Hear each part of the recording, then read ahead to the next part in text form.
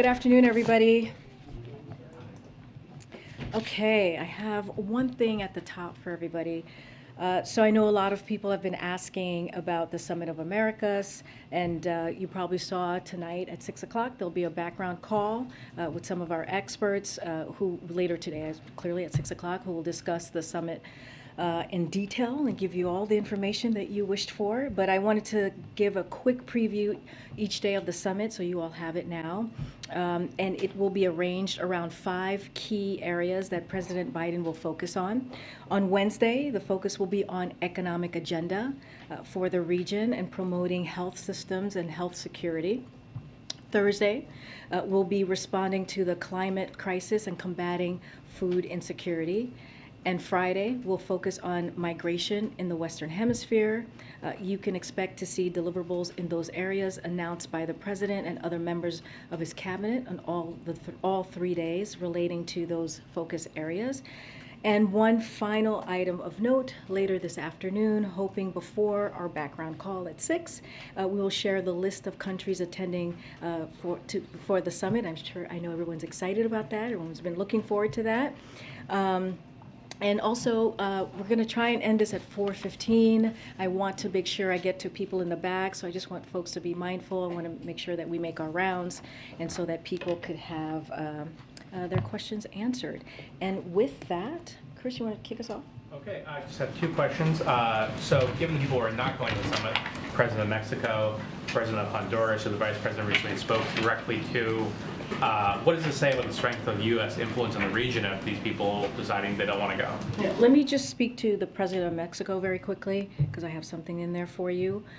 We have had candid engagement with President Lopez Obrador, as well with other regional partners, for more than a month regarding the issue of invitations to the summit. It is important to acknowledge that there are a range of views on this question in our hemisphere as there are in the United States. The President's principled position is that we do not believe that dictators should be invited, which is the reason that the President has decided not to attend. We look forward to hosting Foreign Secretary Ebrard as the Mexican representative, and we welcome Mexico's significant contribution to the summit, to the major summit deliverables. President Biden and the First Lady look forward to welcoming President Obrador and the First Lady of Mexico to Washington in July for a bilateral visit. At that meeting, President Biden and President Obrador will have the opportunity to carry the work forward for the summit. To your actual question, I just wanted to make sure I dealt with Mexico because we had a little announcement there. The U.S. remains the most powerful force in driving hemispheric actions to address core challenges facing the people of the Americas: inequality, health, climate, and food security. And so the President continues to be a leader in the hemisphere. The other question is, Russian President Vladimir Putin said that if the West needs to deliver rocket systems, Moscow will hit objects we haven't yet struck, possibly expand the attacks on them. What is the administration's thinking on that? How is the White House interpreting that comment? Yeah, so I would refer you to the President's op-ed that he did just last week, the New York Times, in which he laid out our objectives, which is in Ukraine, and explain why we are sending Ukraine more advanced rocket systems and munitions. We are providing them with capabilities to help them defend their territory from Russia advances. Remember, this is Russia's advancement onto their sovereignty, onto their territorial integrity. This is Russia's war, and what we're trying to provide with historic assistance to Ukraine is so that Ukraine could fight for their freedom. Thanks, Karine. The compromise that is being worked on the Senate side on Capitol Hill sounds like it might include some incremental expansions to background checks, possibly maybe encouraging more states to adopt red flag laws, but it wouldn't be a major expansion of background checks or raise the purchasing age for semi-automatic weapons or ban magazines, large capacity magazines. How is the President thinking about a compromise like that? How disappointed would he be if it didn't include many of the things that he just laid out the other night? So let me just say that the President is encouraged by the discussions that are happening currently in the Senate by the bipartisan group that's being led by Senator Murphy and other members, and it shows the urgency of the moment. Look, so we have to remember that while there have been measured victories on gun violence prevention in recent years, there hasn't been a wide-ranging bill passed since 1994. That's almost 3 decades ago. So the president has made it clear that it's time for Congress to act. We've seen the House take some actions last week. They're going to take some more actions this week. And so he can't do it all alone, right? He has taken some action, some executive actions as we've talked about here, and he believes that Congress should continue to act. And we are going to see how the negotiations go. We're going to give it the space that it needs, and we're not going to speak to what exactly is being discussed, the pieces of legislation, but we are encouraged, and we think these incremental steps, these steps that they're taking, this conversation that they're having is very important for the moment. So does he consider this compromise that is potentially taking shape to be wide-ranging? Well, what he's calling for clearly, and we've heard him talk to this on Thursday when he talked about how it is enough, and how when he went to Texas, Uvalde, the parents that he met with for more than 3 hours asked him to do something, asked for Congress to do something. And this is what we're seeing now. We believe Congress needs to act, and what we're seeing is that they're taking those actions by having this conversation, by having these negotiations to act. And again, we haven't seen these types of steps in a long time, and so the president is encouraged by it. He welcomes it. We have to see what will come out of the negotiations. You said he's giving them space. I mean, he's not in regular communication with I'm- either the Democrats or Republicans involved in that I'll say compromise. this. What I can say is that, I'm not going to, as we like to say, we don't read out any private conversations, and I've mentioned this last week, our Office of Leg Affairs, his Office of Leg Affairs have been in constant communications since the Uvalde shootings, more than dozens of conversations with leadership in Congress, with the negotiators, and also with staff. So that has been continuing. So his staff has been very involved in that. One more thing I do want to add. Senator Chris Murphy was on one of the networks here, and he said that he has been in constant communication with us every day during this time of negotiation, and he also said that he believes it's time for the Senate to make a move, and it's time for the Senate to take action. Okay, I'm gonna just go around. I'm gonna go back a little bit, but go ahead, Mayor. Just following up on that, I think trying to get a sense of how the president defines success when it comes to this issue. I mean, you note those pleas to do something. Is doing something, even if it is far short of, obviously, sort of the sweeping legislation that the president's looking for, is that still a success in the president's mind? Well, I think the way that the president, and he has said this, right, which is, yes, he has laid down a sweeping list of actions. He did that very passionately and very effectively on Thursday.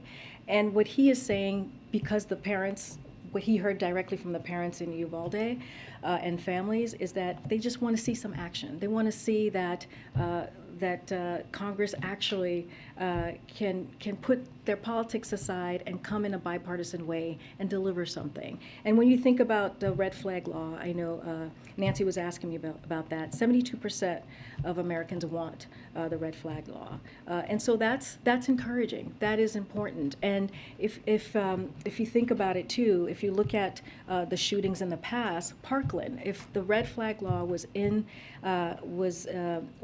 place back in 2018, that would have prevented, if it was enacted, that would have potentially prevented that tragedy.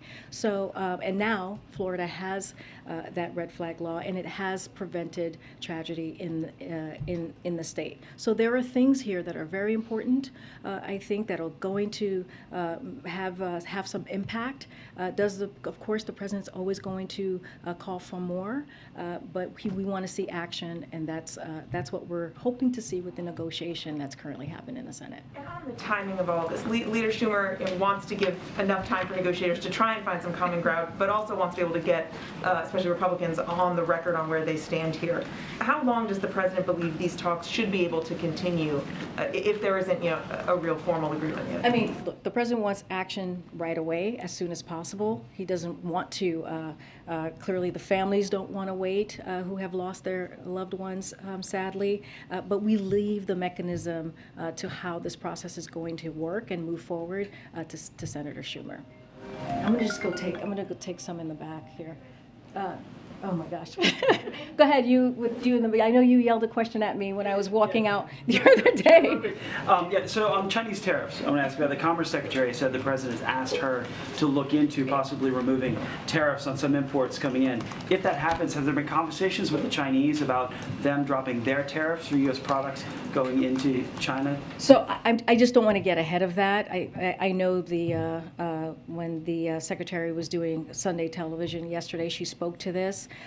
As she said, the president has asked her and others in the administration to look at this, to look at the Chinese tariffs. I do not want to get ahead of it. She even said the president's going to have to make a decision once it's presented to him. I just don't want to get ahead of any of that at this time. More on the Defense Production Act that was announced today, the president, taking a step back from that, what emergency is the president using to invoke the Defense Production Act? Because historically it's been in the 1950s for the Korean War, during COVID it was enacted. What emergency is it, or what's the real emergency in the solar industry for the Defense Production Act? So let me, I was going to say first, the president, when he takes the Defense Production Act, it's to make sure that he's delivering for the American people. It is an important tool that he has used a couple of times, and it has been incredibly effective. So for this particular Clean Energy Defense Production Act, he is invoking the Defense Production Act to rapidly expand domestic production of solar panel parts, building insulation, heat pumps, and more. He is putting the full force of the federal government's purchasing power behind supporting American clean energy manufacturers, and he is providing U.S. solar deployers the short-term stability they need to build clean energy projects and deliver more affordability energy to American families and business. Altogether, these historic actions will cut costs for American families, strengthen our power grid, and tackle the climate crisis. And with a stronger clean energy arsenal, the United States can be an even stronger partner to our allies, especially in the face of Putin's war in Ukraine. What's the emergency in the solar industry? Well, this is just a step to get to a place where we do have a clean energy arsenal. And so this is a very important part of the president's agenda in getting to that clean energy system that he's been talking about since he walked into the administration. So this is that, and this is a way that we felt that we can act to get moving in that way. I'll come back up front. Go ahead. On the Summit of the Americas, with the U.S. not inviting Cuba, Venezuela, and Nicaragua for principal reasons, as it's been described, about democracy, does the president feel in any way embarrassed that a neighbor like Mexico is not coming? Does it rise to that level of awkwardness?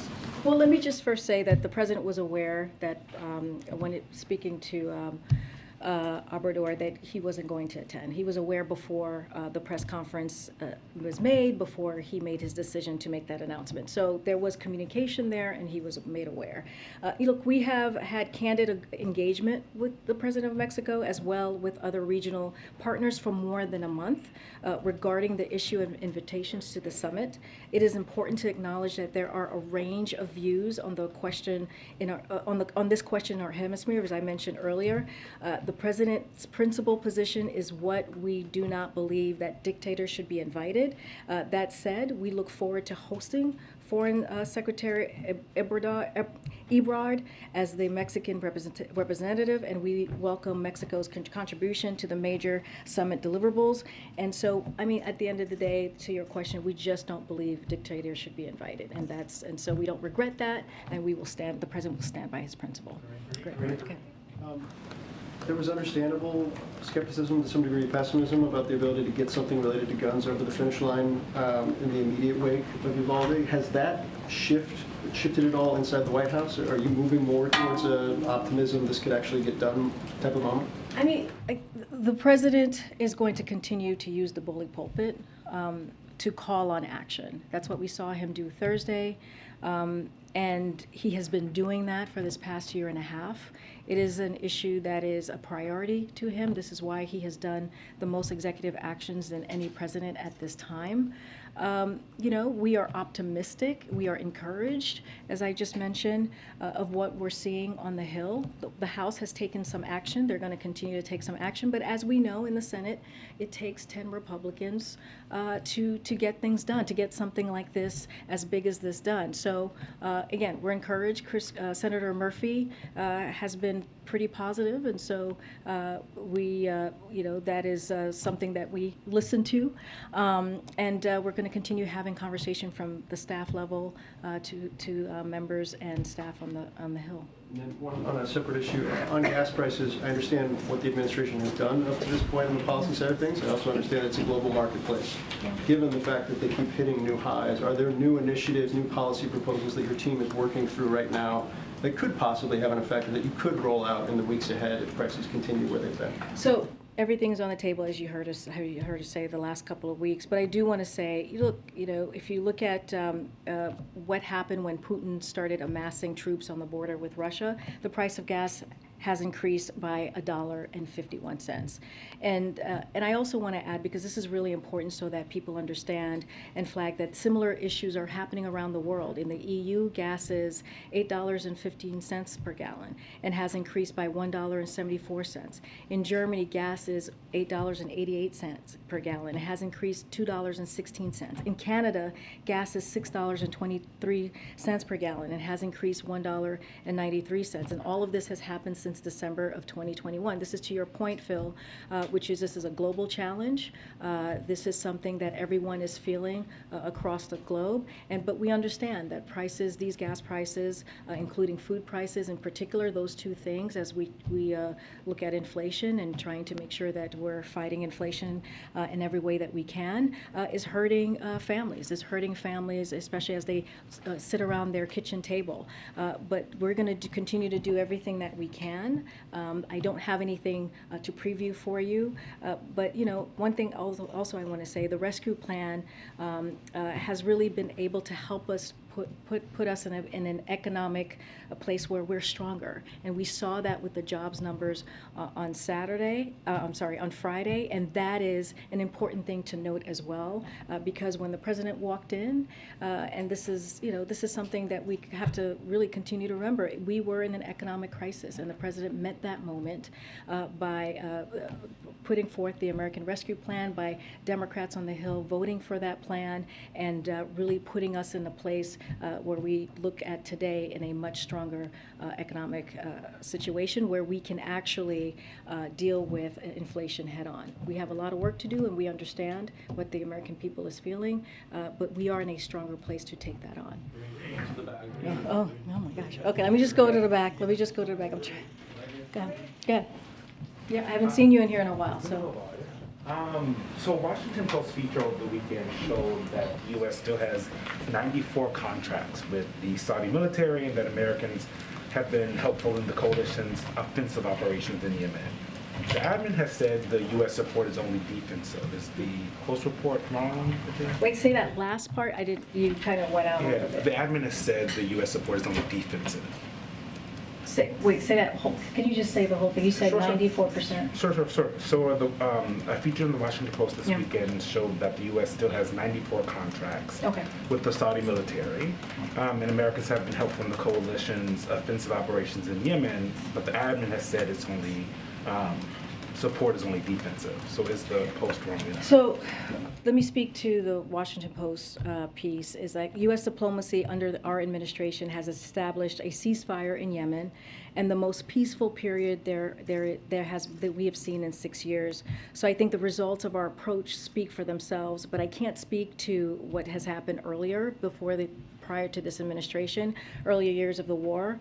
And just to your point about aircrafts and what's happening there, and even training pilots, I know that's been part of the discussion as well. Look, we are committed to helping Saudi Arabia defend its territories. Since last year, Saudi Arabia was attacked by nearly 500 missiles and drones. Most of these threats were defeated by the anti-air systems and Saudi aircraft firing air and air munitions. 70,000 Americans live and work in Saudi Arabia, including in the areas targeted by these missiles and drones. So we're going to continue that support because of because they need to defend themselves and what they're seeing. Saudi, what evidence can the White House point to that repairing relations with Saudi Arabia will lead to reduced gas prices here in the United States? Well, when it comes to oil or gas prices, that's something that OPEC Plus deals. We do not get involved in any of that. That is not the conversations that we have with Saudi Arabia. And I know OPEC Plus made an announcement last week on Friday, and we welcome that announcement, but that is not part of our agenda when we have a discussion with them. Hold on. Oh my goodness. Go ahead, Jen. Thanks, Karine. Back to the Summit of the Americas, with Mexico and Honduras not coming and El Salvador not being expected, how do you have a high-level or effective immigration discussion with the region with the presidents of Mexico and 2/3 of the Northern Triangle countries boycotting this event? I think we're able to still, have an array of conversations and really focus on our agenda. I do want to list out who is going to be attending. I know we're going to have a list fairly shortly, I hope. We're going to have 68 delegations, including organizations and observers are scheduled to attend. We have at least 23 heads of state, of government, I'm sure I should be careful here, heads of government who will be attending, and more than 10 U.S. cabinet members will attend, reflecting President Biden's whole of government approach. So I listed out each day what our agenda is going to be, what we're going to discuss, which is also very important. But we are going to have it on par. Our attendance is going to be on par of what we've seen in the past, and so that's important to know. Yes, we have these couple of countries who are not going to be attending, but we have to. The president has to stick by his principle. He believes that he needs to stick by his principles and not invite dictators. But we can still have a fulsome conversation. There is a full agenda where he's going to be very busy. I was looking at his calendar. He's going to be very busy those 3 days, and he's looking to having conversations with other heads of states who will be there. One more on the DPA action that you announced today. Invoking the DPA and imposing this 2-year freeze on any new tariffs is a pretty novel way of using these wartime powers to declare the lack of solar goods a national emergency. Should we expect similar actions from this administration when it comes to other clean energy imports or goods that we import that are facing tariffs or could be facing tariffs? Yeah, I don't have anything to preview, anything more coming forward, but I do want to talk about how this is going to work. So the first step is to invoke the Defense Production Act, which is what the president is doing today. This kicks off a process that includes relevant federal agencies and stakeholders to quickly determine most immediate needs and identify the appropriate financial tools and resources to meet those needs. As that process unfolds, we will continue to work with Congress to advance these important priorities, which are necessary to position the United States to win the 21st century. So I just wanted to I know some folks had questions about how the DPA was going to act. Go ahead. I just want to get back to what you said a minute ago with Saudi Arabia. I mean, finding more oil and getting out to the market is such a key part of the broader strategy with Russia right now. When OPEC Plus made that announcement, you put out a statement saying we recognize the role of Saudi Arabia in achieving this consensus. You're saying when the president, when senior administration officials are talking to people in Saudi Arabia, the question of oil production never comes up? I'm saying it's not the focus. It's not on the agenda, right? That's something for OPEC Plus to decide.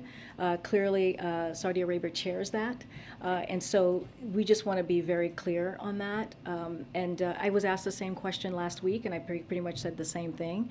And so that's, I'm just going to leave it there. Okay, and then a quick question on the solar announcement today. I understand the policy reasons for the announcement, but given how many times the administration, the Commerce Department said, we want to be really careful to not get in the way of this investigation. I think the Secretary said my hands are tied when it comes to this. Can you just explain the administration thinking and how this 2-year pause and guarantee doesn't undermine an investigation into those tariffs? Yeah, so the president is invoking an authority under the Tariff Act that authorizes him to suspend certain important duties to address an emergency. In this case, the emergency is a threat to the availability of sufficient electricity generation capacity to meet expected customer demand. So that's the emergency there. The president's action will help ensure that we have the solar capacity additions necessary to meet our electricity and generation needs. So the president is invoking Section 318A of the Tariff Act, and that's how how we're moving forward. I'm going to move around. I'm going to move around. I'm going to move around. I'm good. Go ahead, Stephen. Just to follow up on Saudi Arabia, it's been reported as fact the president has decided he is going to go this summer. You said on Friday it was still a possibility. Can you give us a sense of where that decision stands today? So we have no travel to announce today, but I can assure you that what the president is focused on is first and foremost is how his engagements with foreign leaders advance American interests. That is as true with Saudi Arabia than anywhere else, with anyone else. Just as he has engaged recently with leaders of ASEAN and Asia, and this week he's going to do that at the Summit of Americas, the president will look for opportunities to engage with leaders from the Middle East region, and we just don't have anything to announce today. But I do want to be clear here. People have been asking if it was postponed. Look, the president said himself on Friday, I believe, yes, Friday, that there was a visit in the works, but it wasn't moved or postponed. It was that reporting is actually not accurate. We were still having discussions. It was being considered, but it was never locked in. So I just want to be very clear on that. Just to follow up, Congressman Schiff said on Face the Nation yesterday the president should not go to Saudi Arabia and that he would not shake the Crown Prince's hand. He said this is someone who butchered an American resident, cut him up into pieces, and in the most terrible and premeditated way. How does that weigh on the president's thinking about a possible trip? So, as you know, Congressman Adam Schiff is someone that we respect very much, that the president respects very much. As the president said on Friday, he believes it's his job to try to bring peace where he can. This trip to Israel and Saudi Arabia, when it comes, would be in the context of significant deliverables for the American people in the Middle East region. We look forward to consulting closely with members of Congress, but again, I don't have a trip right now to announce, so there's really, I don't want to get ahead of something that we just don't have anything to share. Okay. Go ahead. Back to guns and the Capitol, what's going on there. Senator Toomey said on Face the Nation this weekend that the president has actually not been helpful, that the speech was too left-leaning. And I know I've had sources, and including some Democrats, who also feel like this White House has not really helped talks, whether it be on this or Build Back Better. Can you respond to Senator Toomey's idea that the president has not been helpful, and also what is the president doing to try and build this compromise, or is staying away from the Capitol what he's doing? So we would respectfully disagree with Senator Toomey. We've been in close, regular contact. Dozens of conversations that our Office of Legislative Affairs has had with Senate negotiators, leaders of Congress since sadly the shooting in Texas in Uvalde. So they've been in constant communication while this has been happening. And we're calling for action that broadly shared by the vast majority of Americans. According to a CBS YouGov poll out this weekend, 81% of Americans want universal background checks. As I mentioned, 72% want a national red flag law, 62% want a nationwide ban on AR-15s, and importantly, 72% agree that mass shootings are something we can prevent. And the president agrees, and this is why he's calling for them to act. But the president has been involved involved in this since day one, since day one when he walked in and talked about comprehensive gun reform and what he was going to do. Again, the State of the Union, you've heard me talk about, say that he made sure that was a big part of his address to Congress and to the country. When we talk about the executive actions that he's taken, more than any president at this time of their administration, those are real steps that this president has taken, and not just as president.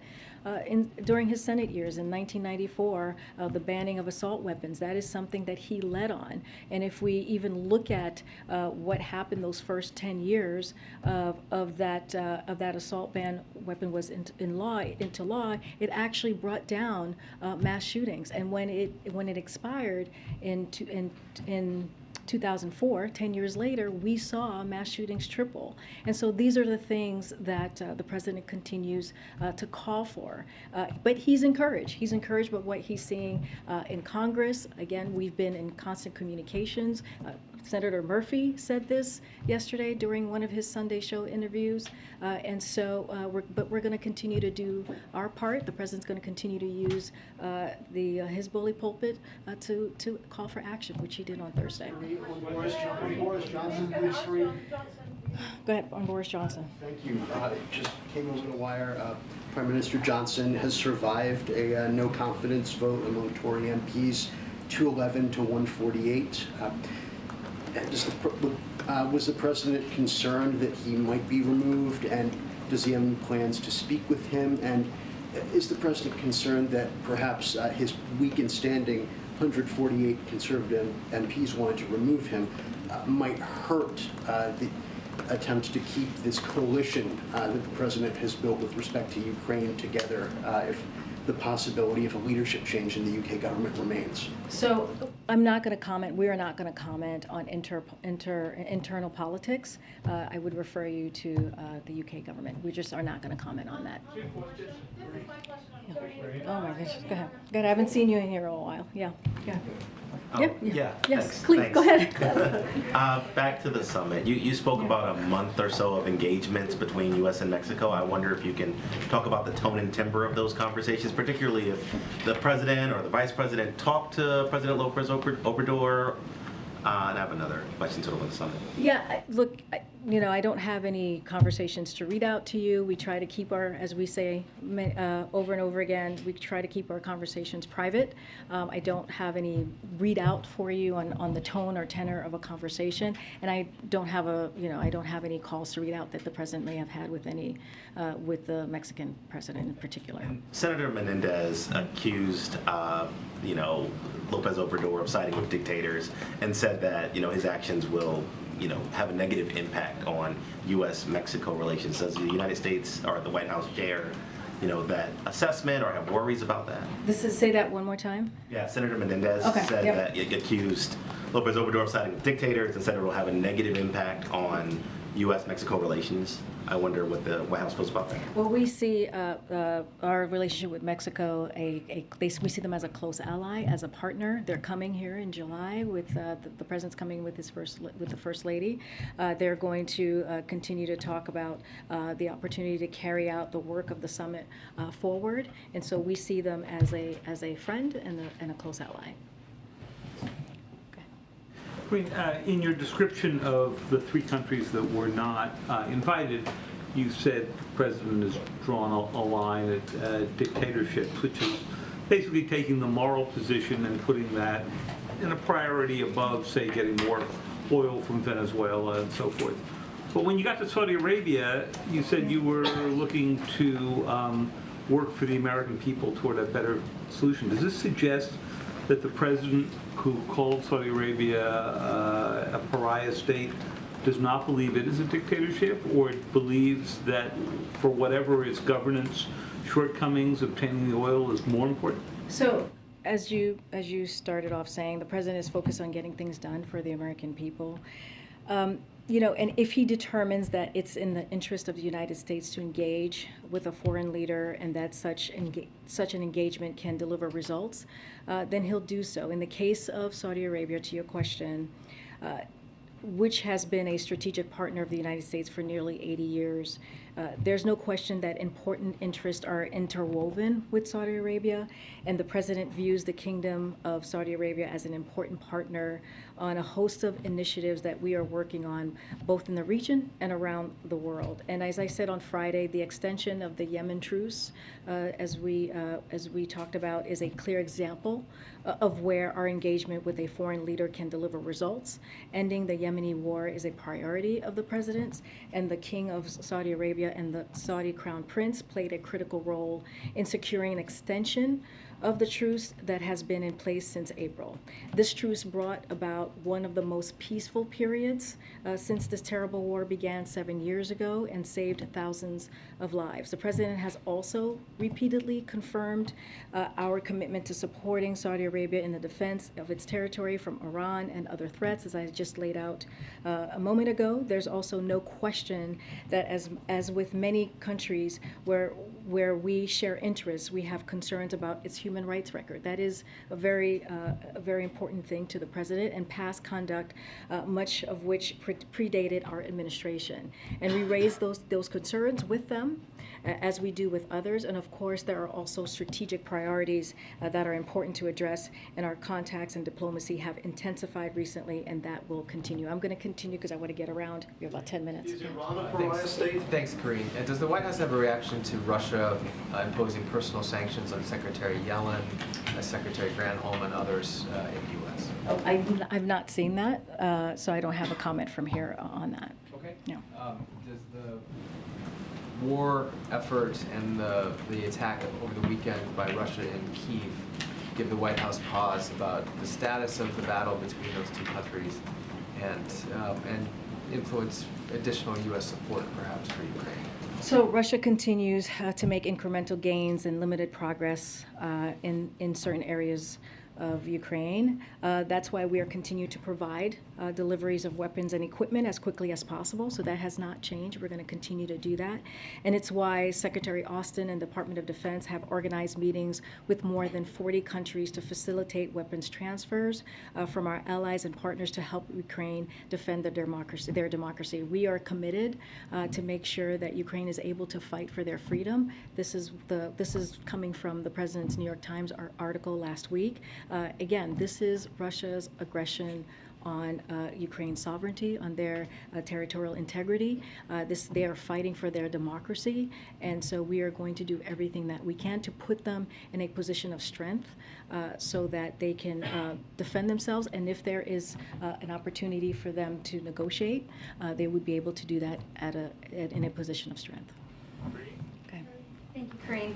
On the solar panels, how is this not a gift to Chinese solar manufacturers, many of whom operate with forced labor and are subsidized by the Chinese Communist Party? Today's announcement is about one country and one country alone, and it's about the United States. It's about the reliability of our power grid. It's about reducing cost for American families, and it's about enabling domestic solar manufacturers to move forward with their projects. The actions that we are currently doing is being applauded by members of Congress, by labor, by climate groups, by U.S. CEOs, and domestic solar manufacturers as well. The actions do not apply to any materials imported from China. Import duties will remain in place on solar cells and panels from China or Taiwan. So it has nothing to do with either. It's about making sure that we're delivering for the American public. And then on the summit, Cuba, Nicaragua, Venezuela aren't getting invites because of their human rights records. I know you just got a question on this, but then how does it make sense to then have the president visiting with Mohammed bin Salman, who the CIA says ordered the killing of Jamal Khashoggi? How does it make sense to deny those countries and then have a visit with the Crown Prince? Well, first of all, there's no trip for me to announce. That's what I've said. The president even said that, let's not get ahead of ourselves here when he was asked specifically about meeting with MBS. He may not do it? I'm just saying that I just don't have anything. It's a hypothetical, and I just don't have anything to announce or to speak to about a meeting. You said he's going to be meeting with. I'm telling you, I don't have anything to announce. Are there some in the administration who say he shouldn't be meeting? Well, you asked me about Khashoggi. Let me just say this. When the president came into office, we were determined to make sure that our decades-long relationship with Saudi Arabia was serving our own interest and our values as we move forward, but also preserving it. because it has also helped us accomplish many important things, and that's largely what we've done. The murder of Jamal Khashoggi was something that we and so many others around the world took very, very seriously. One of the things that we did early on was to release our own report on this murder. At the same time, we initiated the so-called Khashoggi ban to make sure that any country that seeks to use tools of repression against people abroad who are criticizing in one way or another, the government would pay a price for that, and we've used it multiple times since. At the same time, we thought it was very important to engage Saudi Arabia. Yemen was one of the most important places that we wanted to do that, and we've seen, as a result of our work with Saudi Arabia, is a real progress in actually dealing with one of the worst conflicts in the world has seen over the last decade. I'm going to take one more question. Oh gosh, I'm trying to go to somebody I haven't called in on a long time. I haven't seen you in a while. So. Thanks. I want to go back to the solar energy announcement. We're seeing big increases in electricity rates in many places around the country for the summer. Regulators are warning about an elevated chance of blackouts this summer, particularly in the western and midwestern states. The DPA announcement today isn't going to have any kind of immediate impact on those events. So I'm wondering if there are actions that administration can take that would address those issues this summer, and if that's something that we're working on. Well, I had said earlier that we're going to continue to work with Congress to advance important priorities, so that's going to continue as well. But the steps we're taking today are in response, to an urgent need to grow the domestic clean energy economy and strengthen U.S. energy security. They are part of the President's multi-pronged approach to accelerating the transition to a clean energy future made right here in America. This is particularly urgent given the impact of Russia's invasion in Ukraine on the global energy supply, as well as intensifying the impacts of climate change on the electricity grid. So this is just one part. We're going to continue to call on Congress to make sure that they are also acting, but this is an important first step in getting to our goal. I'm just saying, what I would say is this is an important first step. I don't have the specifics on when it will have an impact, but this is an important step to getting to where we need to make sure that we are actually heading to a place where we're getting to a clean energy. That's it. All right. Now we're gonna go. We're gonna get going, guys. It's time. It's